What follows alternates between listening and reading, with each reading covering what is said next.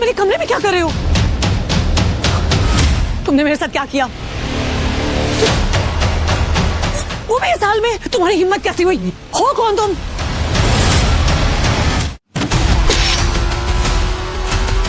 ज्यादा दूर भागे नहीं होंगे, उस तरफ देखो तुम लोग। संजय के हाथ में गोली लगी थी। वो और अभिनव रात के अंधेरे में एक पतली सी गली में छुपे हुए थे। अच्छा बेटा, जल्दी बाहर आ जाओ। अभिनव, मेरी बात सुन बेटा, तुम यहाँ से भाग जाओ, वरना ये लोग तुझे भी मार डालेंगे। बाहर सड़क पर उनकी गाड़ी खड़ी थी और उसी गाड़ी के पास खड़ा था राणा। अभिनव, बाहर आओ बेटा। समझ गए। जिसने संजय को गोली मारी थी। नहीं पापा, मैं आपको छोड़ के नहीं जाऊंगा। जिद मत कर अभिनव। बेटा देख, मैं तो अपनी जिंदगी जी चुका हूँ। अब जो भी करना है तुम्हें करना है, सब कुछ तुम्हें संभालना है। और मेरी बात सुन, एक बार यहाँ से जाए, उसके बाद दोबारा मुड़ के मत देखना, ठीक है? संजय ने कहा और अपनी उंगली में से एक सोने की अंगूठी निकालकर अभिनव को थमा दी। उस पर टी लिखा हुआ था। और एक बात हमेशा याद रखना, अपनी आखिरी सांस तक लड़ना है। समझ गया ना टाइगर? संजय ने अभिनव के माथे को चूमा। Run tiger run! और अपनी बंदूक लेकर उन लोगों का सामना करने के लिए गली से बाहर निकल गए। संजय जैसे ही अपनी गाड़ी के पास पहुँचे तो राणा ने संजय पर बंदूक तान दी। टाइगर! इस कमीने का चेहरा मत भूलना!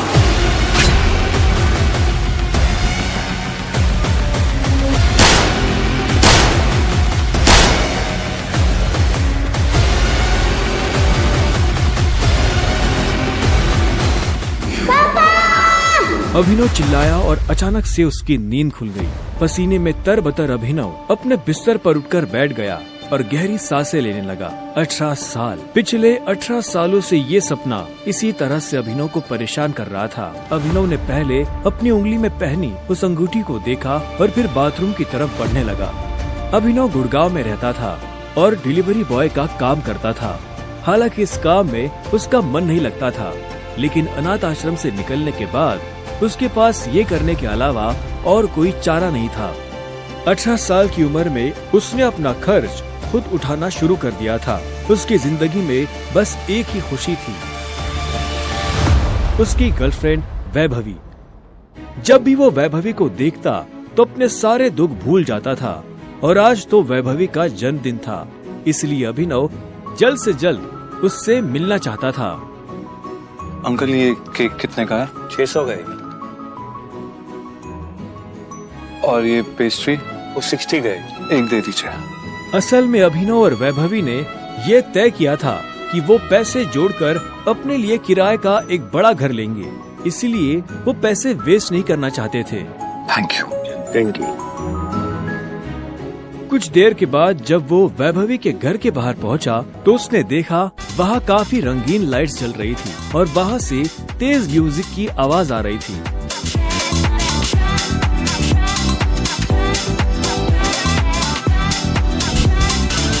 वैभवी,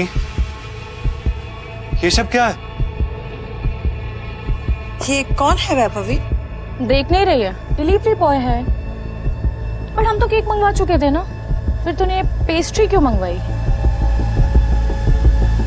ओह, याद आया, ये तो वही डिलीवरी बॉय है ना जिसको तू डेट कर रही थी।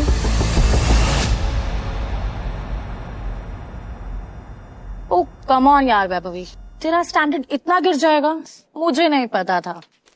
Babe, happy birthday babe. Abhinav Deven को अच्छी तरह से जानता था। वो एक बड़े बाप का लड़का था और हर वक्त वैभवी के आसपास मंडराता रहता था। देवेन को यहाँ देखते ही अभिनव का दिमाग खराब हो गया। उसके हाथ में एक बड़ा सा गिफ्ट था, उसके आगे अभिनव के हाथ में लटकी पेस्ट्री की थैली कुछ भी नहीं लग रही थी। मेरी वैभवी को छूने की तेरी हिम्मत कैसे? दोस्तों, तुम लोगों को मेरे ऊपर डाउट था ना, मेरे स्टैंडर्ड्स पर डाउट था। अब बताती हूँ मेरे स्टैंडर्ड्स क्या है। मैं तुमसे ब्रेकअप कर रही हूँ। और नहीं तो क्या, बेचारी कब तक तुझ जैसे गरीब के साथ ऐसी आधी पेस्ट्री खाती रहेगी। सारे फिर हिम्मत कैसे फिर तो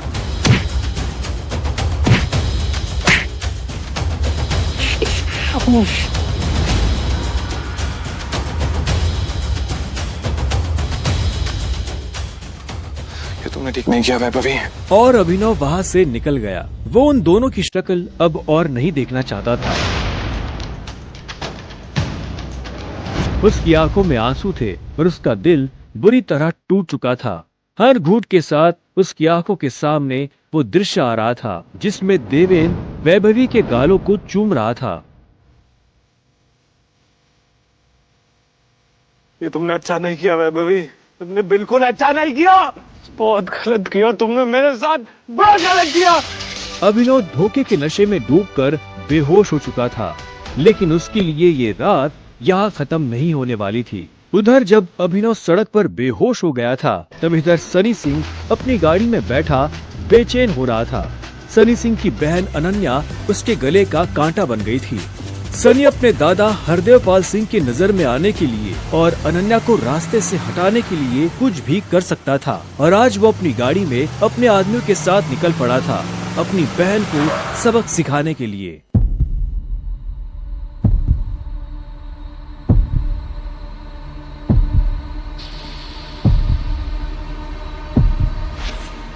जल्दी करो, गाड़ी में डालो इसे। सुबह होने से पहले अगर हमने इसको अनन्या के कमरे में नहीं डाला तो ऐसा मौका दोबारा नहीं मिलेगा। Quick quick.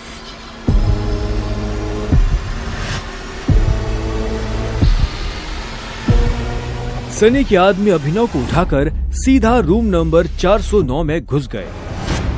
से कपड़े उतारो और बेड पे लिटाओ उसको। कपड़े उतारो उसको। उन्होंने अभिनव को बहुत आहिस्ते से उस बिस्तर पर लेटा दिया। वहाँ पहले से सनी की बहन अनन्या सोई हुई थी। सुबह जब अभिनव ने करवट बदली तो उसका हाथ एक नरम हाथ से टकरा गया।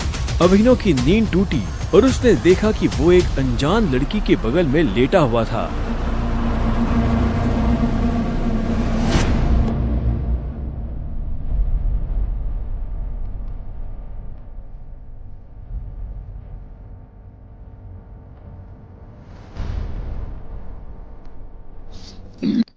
कौन हो तुम? तुम मेरे कमरे में क्या कर रहे हो? तुमने मेरे साथ क्या किया? अबे नहीं, वो मेरे साल में। छी छी छी छी छी छी छी। शेम ऑन यू बहना। मुझे तो तुम्हारे कैरेक्टर पर हमेशा से डाउट था। इतनी बार मैंने दादाजी को समझाया, बोला, पर हर बार बोले मेरी अनन्या ऐसा नहीं कर सकती। लो, कर दिया तुम्हारी अनन्या ने ऐसा। अब पता है दादाजी को उनकी पोते की ये जो रंग रलियां चल रही है इनका से लाइव टेलीकास्ट दिखाने के लिए मैंने उन्हें यहाँ बुला लिया है। भाई मुझे नहीं पता, भरोसा करिए। क्या हुआ, कैसे हुआ? मैं जानती तक नहीं इस लड़के को, नहीं जानती भाई। मैं भी, दोनों के बीच में कुछ भी नहीं हुआ। नहीं। इससे पहले कि अभिनव सफाई देता, अनन्या और सनी के दादा हरदेवपाल सिंह कमरे में पहुंच चुके थे। उनके पहनावे से समझ आ रहा था कि वो बहुत अमीर आदमी थे। अनन्या को इस हाल में देख उनकी आंखें गुस्से में लाल हो गई थी। मुझे तुमसे ये उम्मीद नहीं थी। दादाजी, आप जैसा सोच रहे वैसा बिल्कुल नहीं है। अनन्या, तुम्हें अच्छे से नियम पता थे, फिर भी तुमने सारे नियम तोड़ दिए। नहीं दादाजी, नहीं। और तू? जब अभिनव की नजर हरदेव से मिली तो उसे लगा कि वो अपनी आंखों के सामने मौत देख रहा है। तूने मेरी पोती के साथ रात गुजारी है ना, आज से हमारे परिवार के कानून के हिसाब से तू सिंह परिवार का दामाद है। क्या? उन दोनों के बीच में लेकिन कुछ हुआ ही नहीं है। दादाजी, कुछ नहीं हुआ है। कुछ नहीं किया ना तुम दोनों ने, तो क्या ये था?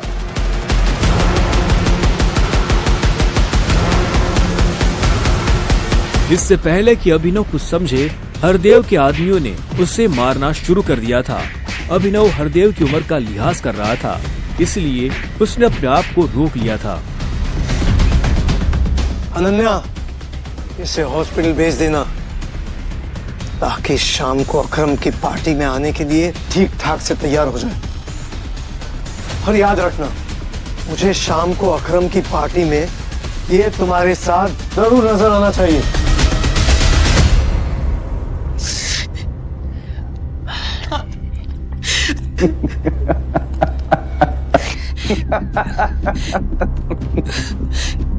क्यों मेरी जिंदगी बर्बाद कर दी तुमने?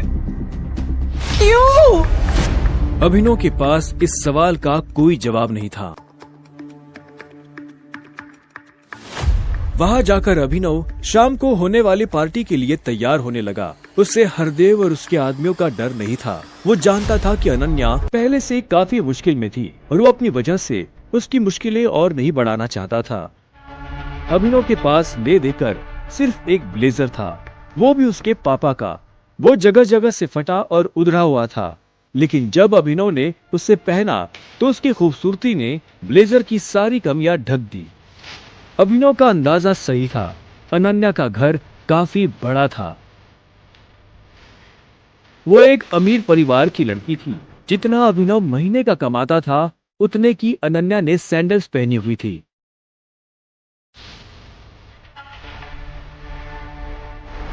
अनन्या की आंखों में दिख रहा था कि वो अभिनव से कितनी नफरत करती थी। अभिनव भी पार्टी में इतने बड़े लोगों के बीच जाने से घबरा रहा था। उसी घबराहट में उसने कब अपने पापा की अंगूठी को उंगली में गोल गोल घुमाना शुरू कर दिया, उसे पता ही नहीं चला।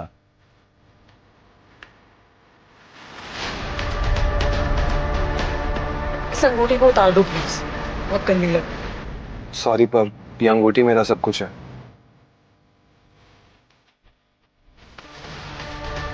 अकरम का घर किले जैसा था, जिसके चारों तरफ बाउंसर्स बंदूकें लिए खड़े थे। जैसे ही अनन्या और अभिनव अंदर आए तो इतने में उसकी नजर देवेन से टकरा गई।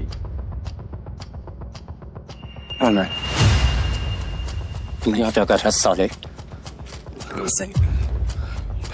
My husband. अनन्या, पागल हो गई हो तुम? इस सड़क छाप में ऐसा क्या देख लिया? किससे शादी कर ली? जुबान संभाल के बात कर।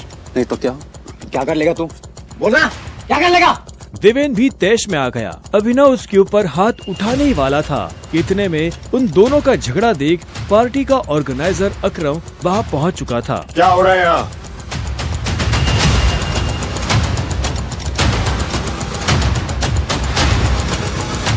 अकरम सर, देखिए इस आदमी, ये क्रिमिनल है, जबरदस्ती आपकी पार्टी में घुसाया। इधर आओ।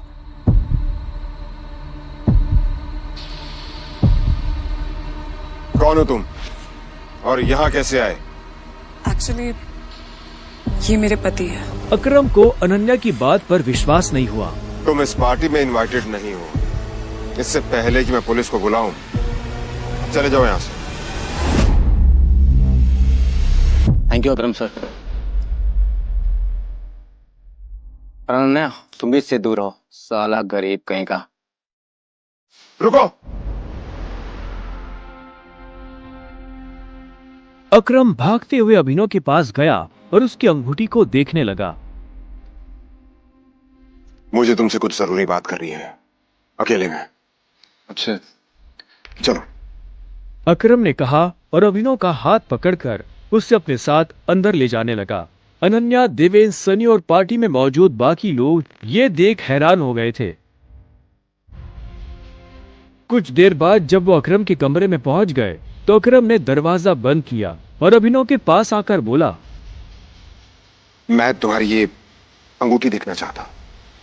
क्यों? करो बात। मैं ऐसे मांगने वाला नहीं हूं, बस मुझे इसमें कुछ देखना है, प्लीज।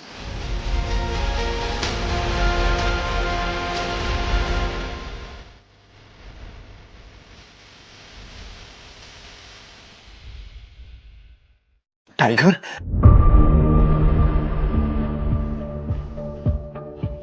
टाइगर?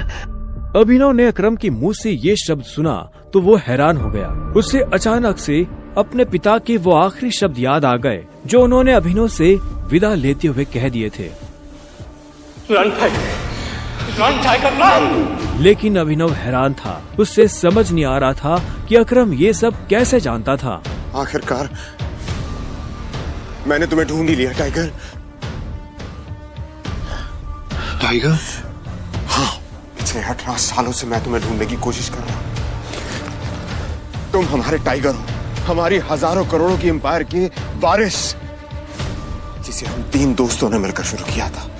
मैं, तुम्हारे पापा संजय गढ़वाल और राणा अग्निहोत्री। वो देखो। इतना कहते ही अकरम ने दीवार पर टंगी एक तस्वीर की तरफ इशारा कर दिया, जिसमें संजय, अकरम और राणा तीनों मौजूद थे। राणा को देख अभिनव को झटका लगा। उसकी आंखों के सामने वो सपना फिर से हरा हो गया जो वो हर सुबह देखकर उठता था। उस रात अभिनव के पिता को जिस आदमी ने गोली मारी थी वो राणा था। दोस्त होने के बावजूद राणा ने अभिनव के पिता के साथ गद्दारी की थी। अभिनव की आंखें चिंगारी सी लाल हो गई। क्या हुआ? तुम इतना गुस्से में क्यों? नहीं, मैं ठीक हूँ। आप मुझसे कुछ कहना चाहते थे?